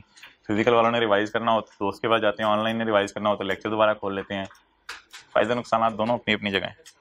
छुट्टी कर लें फिजिकल वाले तो छुट्टी हो जाती है, ऑनलाइन वाले छुट्टी। लेकिन ऑनलाइन वाले का एक बड़ा नुकसान होता है कि एक तो लेक्चर छोड़ देते हैं, फिर आखिरी दिनों में फरवरी में कुछ 10-15 का स्टॉक रखा होता है। आप भी शायद इस तजर्बे में 20-25 का स्टॉक पड़ा होता है। अच्छा ओके जी, क्या बनाना है? 31/12/11 की बैलेंस शीट। 31/12/11 की बैलेंस शीट बनाने के लिए 31/12/11 की पेमेंट के नीचे लाइन लगा दें। चलें जी, बैलेंस शीट कब की बनानी है? 31/12। अभी नॉन करंट एसेट में राइट ऑफ यूज जाना है, वो मुझे पता है, उसको छोड़ें। एनसीएल से मुराद नॉन करंट लाइबिलिटीज में लीज लाइबिलिटी, और करंट लाइबिलिटीज में current portion of lease liability. किस साल की बैलेंस शीट सिर्फ चाहिए? 31/12/11 की। अच्छा जी, आप बता दें 31/12/11 के लिए एक साल कौन सा है? 31/12/12। तो 31/12/12 किस से मैंने ब्लू मार्कर से हाईलाइट किया था, रेड से, ब्लू से, मुझे याद है। एक साल के अंदर अंदर कितना पे करना है? 5523। और इसमें ये नहीं होगा 1 साल के बाद 2 साल के अंदर अंदर, इसमें ये नहीं होगा। ये बैलेंस शीट बन रही है तो इसमें क्या होगा? ये सारा का सारा किसमें चला जाएगा बोले? नॉन करंट में। तो हमारे साल की पेमेंट के नीचे लाइन लगा दी, तो असल में लाइबिलिटी देखे ना, क्रिएट कितने पे हुई थी? 32743 से क्रिएट हुई थी। फिर हमारे साल शाम 5 बजे पे कितने से हो गई? तो लाइबिलिटी है कितनी? असल में ना ये 27, जरा देखिएगा, ये कह रहा हूं, ये आपका दिमाग खोल के रख देगा, साथ वाला परेशान ना हो। असल में ये 27982 के दो हिस्से हैं। 27982 की हमारी लाइबिलिटी है, उसका ये वाला हिस्सा कौन सा है? करंट पोर्शन, और ये सारा नॉन करंट पोर्शन। ओके, बता दें जी, तो लिख तो लिया ही होगा आपने। करंट पोर्शन कितने हैं? 55, और कैलकुलेटर पे जब आपने इन तीनों का टोटल किया तो वो आ गया 22459।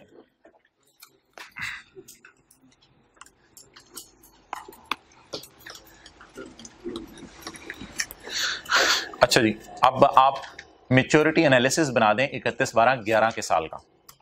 31, 2 सालों का नहीं मैं कह रहा, सिर्फ 1 साल का। 31/12/11 के साल का मेच्योरिटी एनालिसिस।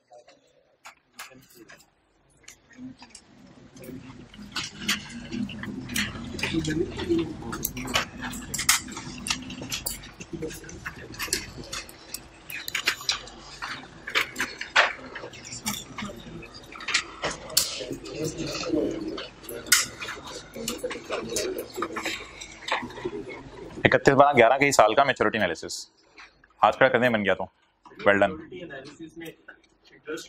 नहीं, मेच्योरिटी एनालिसिस में इंटरेस्ट नहीं आना मेरे भाई। मेच्योरिटी नहीं, वो इंटरेस्ट इसमें पड़ा हुआ है ना। मेच्योरिटी एनालिसिस में बस इंस्टॉलमेंट आनी है। आप सही कह रहे हो, उसमें प्रिंसिपल इंटरेस्ट दोनों पड़े हुए हैं, बस इंस्टॉलमेंट आनी। मेच्योरिटी एनालिसिस में सिर्फ ये वाला कॉलम, प्रिंसिपल इंटरेस्ट दोनों पड़े होते हैं, आप सही कह रहे हो, लेकिन इसमें बस किस्त आनी है, ये याद रखो।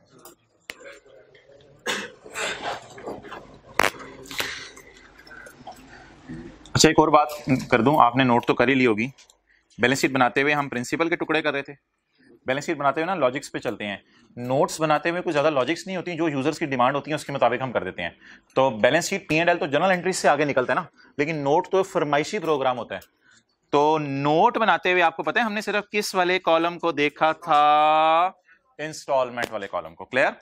अच्छा जी, अब बता दें किस साल का नोट बनाने हैं? 31/12।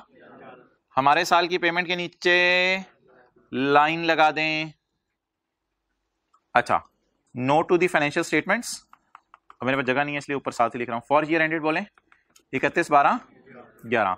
मिसाल के तौर पे नोट का नंबर 10 लीज, इसमें 10.1 में थोड़ी इंग्लिश आ जाएगी लीज एग्रीमेंट की, और 10.2 बोले क्या? Maturity analysis contractual undiscounted cash flows. Contractual undiscounted cash flow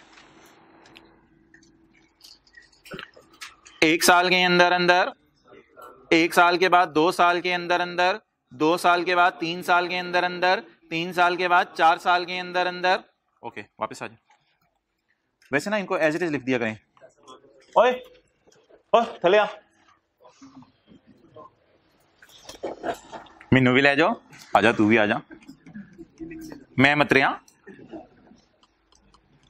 मैं भी जाने। ओके यार, अबू बकर अब तो ताता नहीं है। अच्छा, छुप क्यों रहे हो तुम लोग? सामने आओ यार, हाथ धोगी, चोरी कर रहे हो।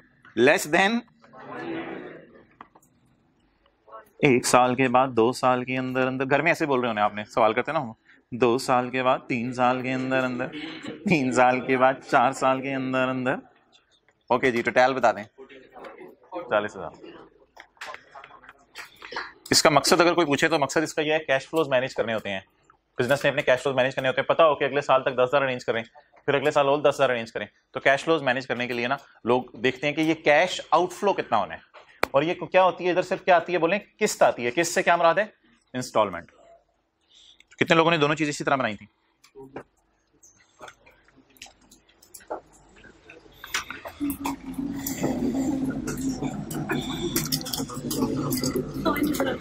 ओके, इधर देखिएगा, एक तोहफा है आपके लिए। तोहफा है, तोहफा है, तोहफा है। Question number 3।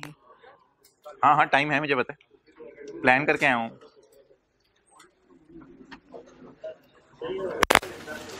नहीं, होमवर्क नहीं करना ये चाचू। होमवर्क जो है वो अगले सफे पे है। होमवर्क आपके प्रैक्टिस सेट का क्वेश्चन होगा, जब बुक आ जाएगी प्रैक्टिस क्वेश्चन में जो पहला क्वेश्चन है वो होगा। बुक में प्रैक्टिस क्वेश्चंस होंगे, पास पेपर्स होंगे, क्वेश्चन बैंक होगा, लेक्चर नोट होंगे। तो प्रैक्टिस क्वेश्चंस का जो पहला सवाल है वो आपका होमवर्क होगा और होमवर्क का सोल्यूशन भी साथ दिया हुआ है। ओके चलो छोड़ो यार ये सवाल, सिर्फ पढ़ लेते हैं, डिस्काउंट वगैरह कर लें, फिगर्स कल इंशाल्लाह करेंगे। सवाल पढ़ लें।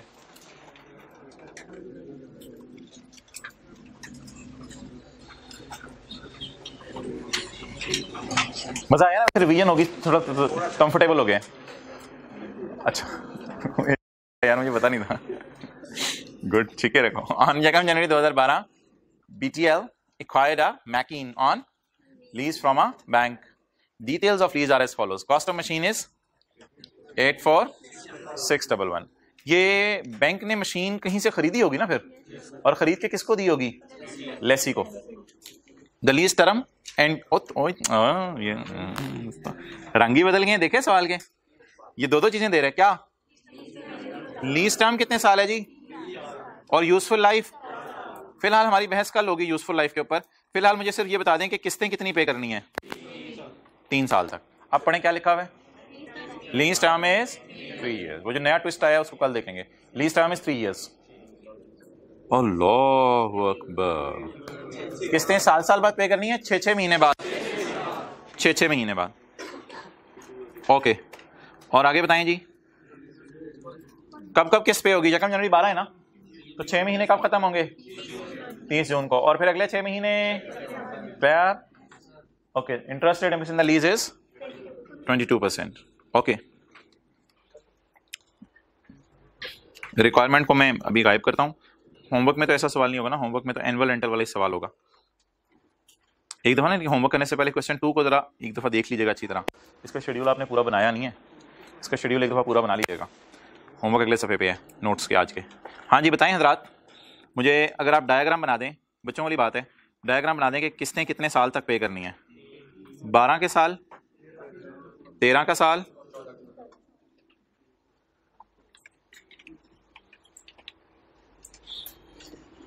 12 का साल, 13 का साल और 14 का साल।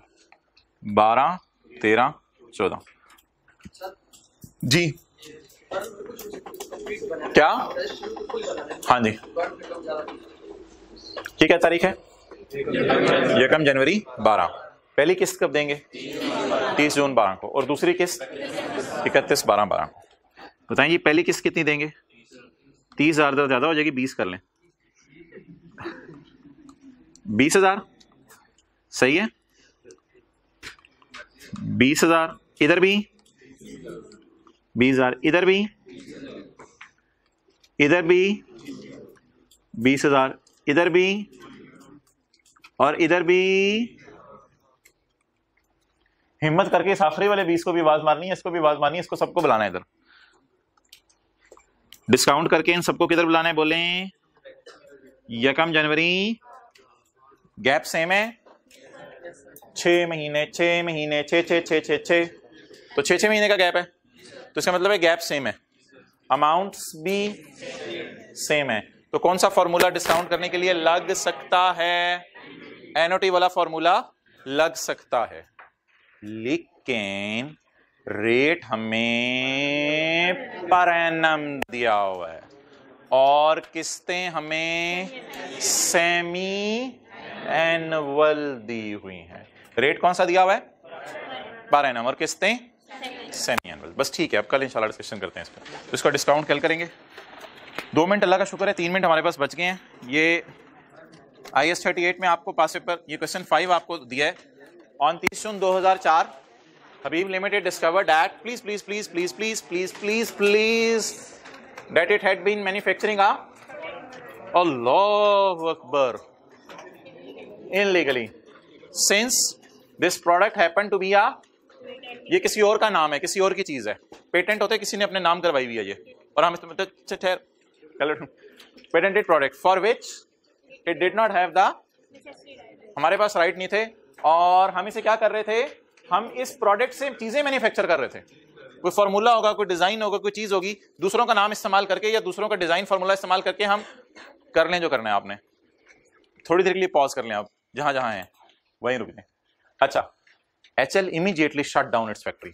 हमने प्रोडक्ट बनाना दूर की बात, हमने फैक्ट्रियों में ताले लगा दिए। And hired a firm of to act on its behalf in the acquisition of, हमने सोचा खरीद लेते हैं, लेवल चेक किया हमारा, मैंने कहा ठीक है किसी की चीजें तो हम खरीद लेते हैं। अच्छा, legal fees of 50,000 were incurred during जुलाई 2004। आगे, legal process was finalised on, HL was then required to pay 8 lakh to purchase the rights, including 80,000 in refundable taxes. During July factory shut down, factory shut down होगी, overhead cost 40,000 आई हैं। ये बताते हैं factory को shut down हो जाए तो overhead cost वगैरह हैं, ये क्यों कैपिटलाइज होती हैं या ये एक्सपेंस में जाती हैं? ये तो एक्सपेंस में जाती हैं, फैसी फैक्ट्री बंद हो गई, हड़ताल वगैरह हो गई, कुछ मसला हो गया होगा। Significant market share was lost with the result that HL's total sale over August and September was 20,000, but its expenses were resulting in loss of 30,000। हमें नुकसान आया 30,000 का। फैक्ट्री बंद होना भी एक वजह हो सकती है और ये वजह भी हो सकती है कि हमारा नाम बदनाम हुआ था। ये लॉस एसेट की कॉस्ट में ऐड होते हैं लॉसेस? ना ना ना, ये तो चीजें बेच के लॉस आया है, तो ये एसेट की कॉस्ट में ऐड नहीं। एक लॉस पड़ा था इनिशियल ऑपरेटिंग लॉसेस का भी लॉस पड़ा था, शुरू में ऑपरेट करने से लॉसेस तो एसेट की कॉस्ट में ऐड नहीं होते, जो चीजें बना के लॉसेस आ रहे हैं। और in the end to increase market share, HL spent an extra 25,000 on marketing। हमने कहा अब हम जरा पहचाने जाएं, उसके लिए हम मार्केटिंग का खर्चा करते हैं। ये एडवर्टाइजमेंट है, this marketing campaign was successful in the resulting in the sales. ये तो बहाने मार रहा है इधर उधर के, पता नहीं क्या लूट मचा दूंगा मैं इस मार्केटिंग से। मार्केटिंग तो क्या रहनी है, मार्केटिंग ही रहनी है। अब टोटल करके आपने सिर्फ एक आधे मिनट का सवाल होगा, कॉस्ट निकालनी है। फिर एक दो तीन चीजें मैंने डिस्कस नहीं की, वो आप पे छोड़ी हैं, वो खुद ट्राई कीजिएगा, वो कल डिस्कस करेंगे।